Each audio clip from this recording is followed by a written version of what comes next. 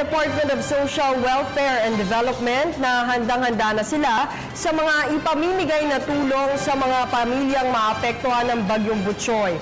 Ayon sa DSWD, mayroon silang nakalaang pondo na maaaring gamitin ng mga apektadong pamilya. Si Marita Moahe sa detalye. Handang-handa na ang Department of Social Welfare and Development o DSWD sa hagupit na maaaring idulot ng Bagyong Butchoy.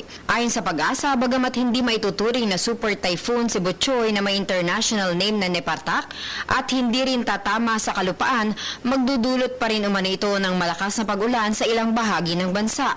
Sa bahagi ng DSWD, sinabi ni Undersecretary Vilma Cabrera na may mga nakaantabay na natulong sa kanilang mga regional offices sa mga maaaring maapektuhan ng bagyo. Tupad namin hanggang ngayon yung aming policy na 30,000 family food packs kada rehiyon. Dapat meron sila. At sa aming dalawang disaster response center, meron kami dito sa National Resource Operations Center namin o INROC, meron kaming 100,000 family food packs.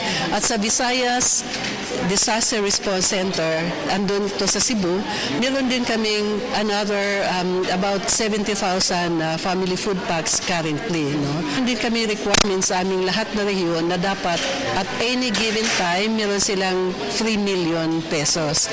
Ito ay para kagyat, makatulong sila in case merong rehiyon malapit sa kanila or kung sila ay abisuhan na kailangang tumulong, kaagad makapagbigay sila ng family food packs or funding support para doon sa mga rehiyon. Isa naman itong hamon at learning experience para kay DSWD Secretary Judy Tagiwalo. Today was just significant for me because for the first time, I heard how we do it in terms of risk assessment involving Pag-asa, involving Project NOAA, involving the Mines and Geographic Bureau, Geosciences Bureau, as well as the ILG.